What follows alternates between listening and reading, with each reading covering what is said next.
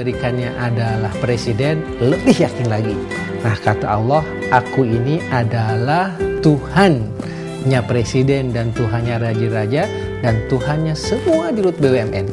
Bagaimana mungkin kita tidak akan yakin? Dalam kajian ini ada pesan sosial ekonomi kemasyarakatan dari Ar-Razzaq. Mungkin ini dimensi yang baru yang dicoba untuk dimunculkan. Bagaimana mengharap rezeki hanya kepada Allah. Demikian juga ketika kita mendapatkan rezeki, kita harus fokus dan berikhtiar sekuat tenaga untuk mendapatkan rezeki yang halal. Kemudian juga kita setelah mendapatkan rezeki yang halal, kita harus bersyukur dan kita harus bersabar dalam prosesnya. Nah, di sini dicoba juga diberikan beberapa aplikasi daripada sifat Ar-Razzaq menjadi satu pointers yang implementable.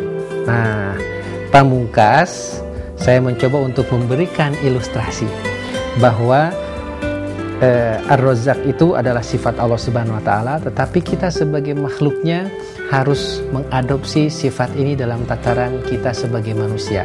Kita harus bersyukur, kita harus berikhtiar, kita harus fokus kepada yang halal. Nah, di akhir kemudian saya berikan word of wisdom. Misalnya di sini word of wisdomnya dikatakan bahwa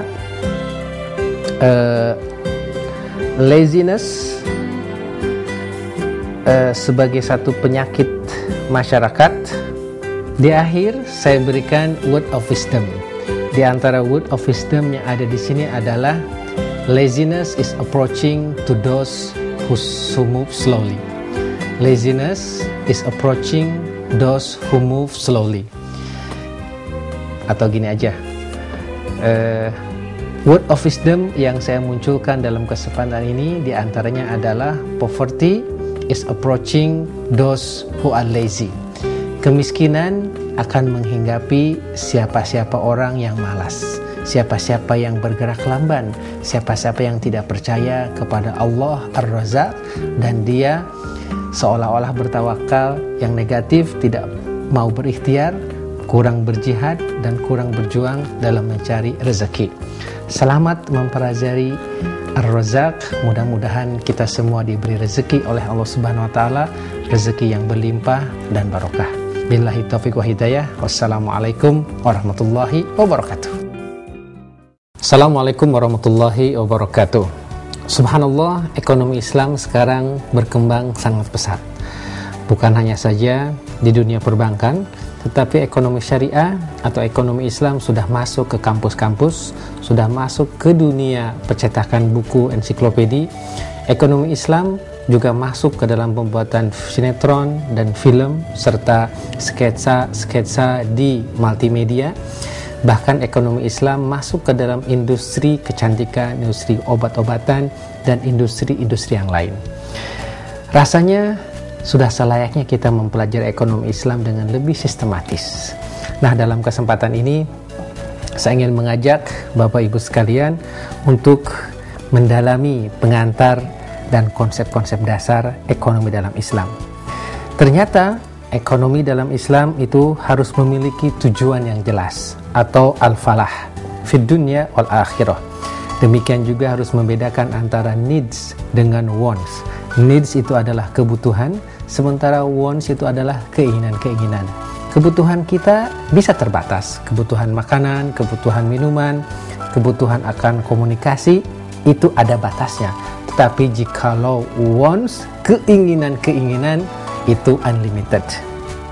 Subhanallah, kita juga akan mempelajari aspek mikro dan makro dari ekonomi, bagaimana interaksi APBN, bagaimana interaksi BUMN, kemudian juga antara pusat dengan daerah, termasuk bagaimana perbandingan pada zaman kini dengan zaman Rasulullah SAW.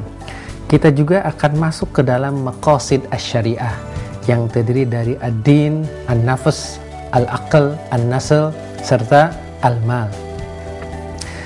Hal yang penting berikutnya adalah bagaimana tentang konsep rasionalitas dalam Islam. Artinya Islam merupakan sebagai bagian integral dari proses mengadopsi nilai-nilai ini ke dalam proses ekonomi. Termasuk juga pengertian dan ruang lingkup ekonomi Islam. Apa sumbernya, bagaimana dari sumber-sumber ini yang berupa Al-Quran, berupa Al-Hadis, demikian juga ijma, serta qiyas dan ijtihad para ulama itu masuk ke dalam bangun-bangun hukum syariah, serta bangun-bangun kebijakan-kebijakan lembaga keuangan dan lembaga bisnis lainnya. Kita dalam modul ini akan mempelajari metodologi ekonomi Islam.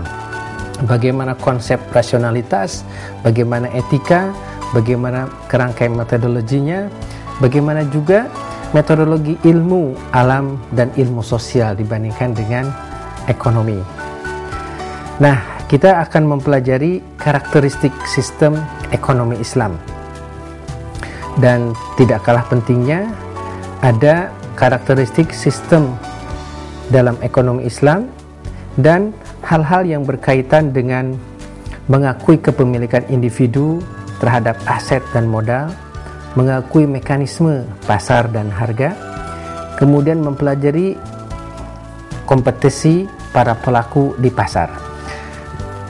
Modul-modul inilah yang akan kita pelajari dalam pengantar ekonomi Islam. Semoga Bapak dan Ibu serta para mahasiswa dan pelaku ekonomi bisa mendalami modul ini dengan sebaik mungkin. Selamat belajar, semoga bermanfaat. Billahi taufiq wa hidayah. Wassalamualaikum warahmatullahi wabarakatuh. Assalamualaikum warahmatullahi wabarakatuh. Dalam kesempatan ini izinkan saya untuk bersama-sama sharing tentang Fiqh for Business. Bagaimana kita mendalami ketentuan-ketentuan syariah agar bisnis dan usaha kita selaras dengan Al-Quran wa Sunnah. Fiqh for Business ini didesain sedemikian rupa.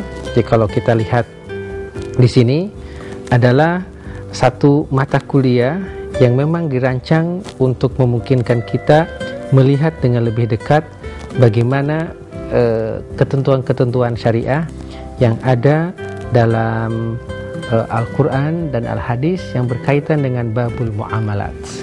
Ini nanti akan menyangkut beberapa aspek. Misalnya ada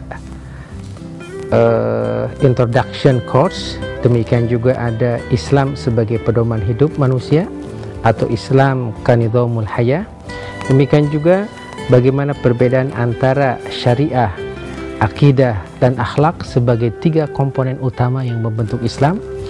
Kita akan mempelajari juga perbedaan antara syariah, fikih dan hukum Islam. Seringkali di antara kita suka keliru bahwa yang dimaksud dengan syariah itu adalah fikih. Ternyata antara fikih dengan syariah ini adalah dua hal yang berbeda. Kita juga akan melihat bagaimana framework atau tasawur al-kamil limabadi al-fiqh. Ini dasar-dasar fikih.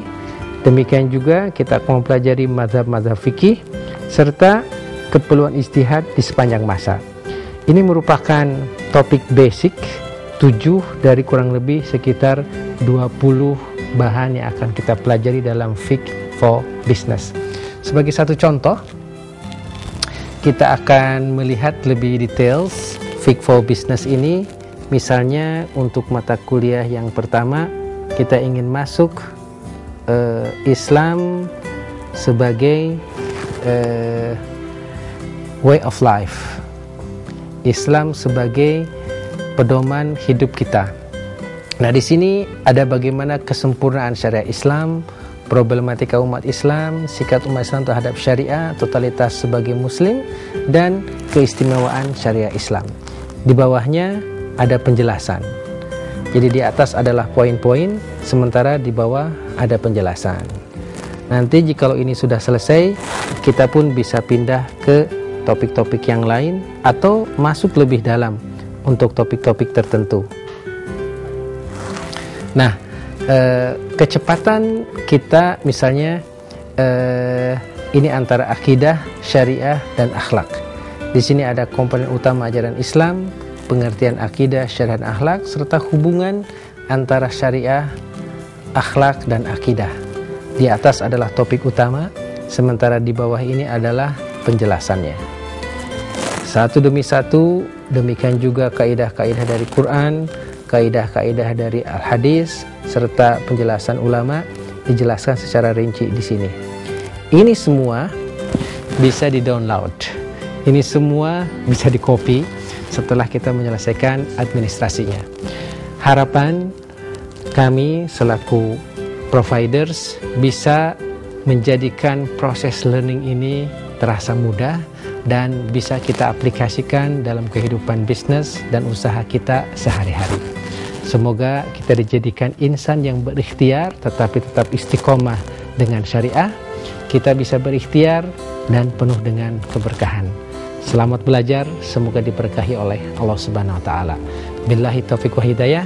Wassalamualaikum warahmatullahi wabarakatuh.